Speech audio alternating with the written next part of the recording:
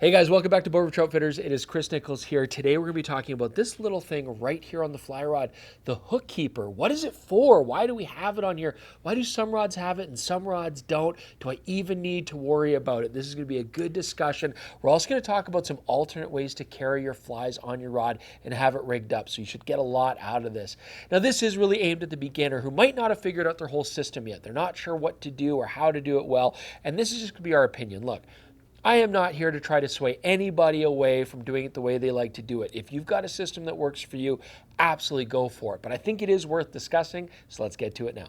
Okay, so what does the hook keeper do? Well, that seems pretty self-explanatory, but this is really harkening back to a more traditional time in fly fishing where we would use these a lot. And the idea is you would have your fly line going out to the rod tip, your leader coming back, you hook your fly here, and then it's always in a convenient place to unhook and start fishing. The thing is, back in the day, we often used the same length of leader and many times shorter leaders. Nowadays, we've got 9-foot leaders, we've got 12-foot leaders, 15-foot leaders, all that kind of stuff. And the fact of the matter is, if you put your fly here and then have that leader going up on a 9-foot fly rod, you're just going to have your leader inside the tip of the rod. Now, some people feel that that's going to put a kink in your leader over time just with the pressure on it. I mean, that's certainly a valid concern. A lot of people also feel that when you're trying to then get that fly off and then get line out to cast, you're going to yank on it. You're going to be tempted to pull on that leader, and you're going to have your loop-to-loop connection, your nail not hanging up on the tip top, and it's going to put undue stress on your rod. Either way, it seems like the use of the hook keeper has largely fallen out of fashion, but you still see it on a lot of rods. So typically trout rods, anything that's a lighter weight, you'll still see them on there. When you get into bigger streamer rods, saltwater rods, and spey rods, you generally won't see them on there. And I think honestly, it's just traditional.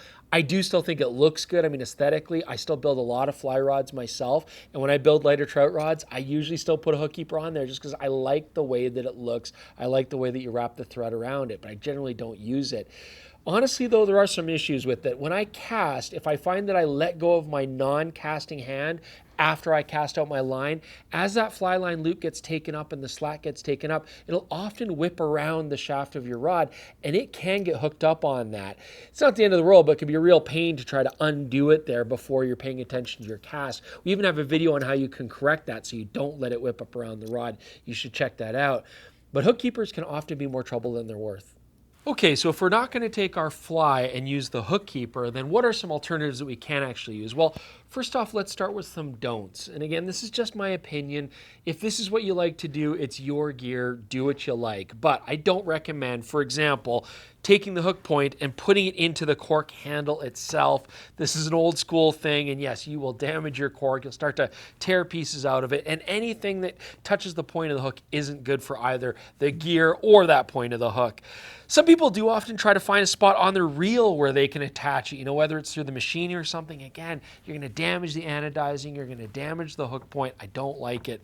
There are some reel seats now that are made to hold a hook, usually larger ones. So you'll often find this on saltwater rods where a large hook can slide right into a hole or opening on the reel seat and hold it securely. And that is convenient. Again, metal on metal, sometimes you're going to get damaging to the anodizing or to the hook point itself, but that is an option if you want to use it. So what do we like to do? We like to take our fly rods, we've just finished casting, and now we want to move to a different pool. So what you should generally do is take your fly and hook it up on one of the higher snake guides. You can use the main stripping guide, but I will warn you, you don't really want to put that hook point into that ceramic insert. It is metal on ceramic, and you might wear it out over time. So we do generally like to use a snake guide. Although on a lot of stripping guides, you can often just put it on one of the mounting rails as opposed to the actual insert in the middle. So I've hooked on my fly. I'm going to pull out enough line that I can then get this leader section around a portion of my reel. Okay, so now we've got our fly hooked up on one of the snake guides. That means that the connection from the fly line to the leader is well out of the rod tip. We're not going to have any problems with that, so that's convenient. When I was younger, what I used to do is actually take this leader now and hook it onto my handle of my reel. That's not a good idea because to take up any slack, I then have to crank down on the handle and then, put the drag down really tight so it doesn't slip. That's just a silly idea. What you can do is take the leader and actually wrap it around the circumference of the reel itself. And that does work okay. It's convenient because I can just slip it off the reel, slip it back on, and it's easy to fish with. Or another option is put it behind the reel, just along the back of the reel foot, and then I can tighten it up and take up the slack. That's a much more convenient way to store everything ready to fish when you get to the next pool. So anyways, I hope that does make sense. And just to reiterate again, I'm making sure that my fly line is well out of the rod tip. I'm taking my fly, I'm hooking it up on one of the upper snake guides. I'm just bringing that leader down, and then I can just wrap it around the reel like that. I can then wind up any tension. I can pull out line if I need to take tension off the rod tip. And that way it's ready to go when I'm ready to fish again. Then when I want to, I just take off that leader, nice and easy, reach up, grab my fly, there we go. And I've got enough fly line out of the rod tip that I can even go ahead and make a short cast really quickly if I needed to, say in a saltwater situation, something where fish are moving around quickly. And again, I'm not going to damage the hook point, I'm not going to damage any part of my rod. And you can do this on a trout rod, you can do this on a streamer rod, a spey rod, a saltwater rod. This will work on anything that's got a rod and a reel.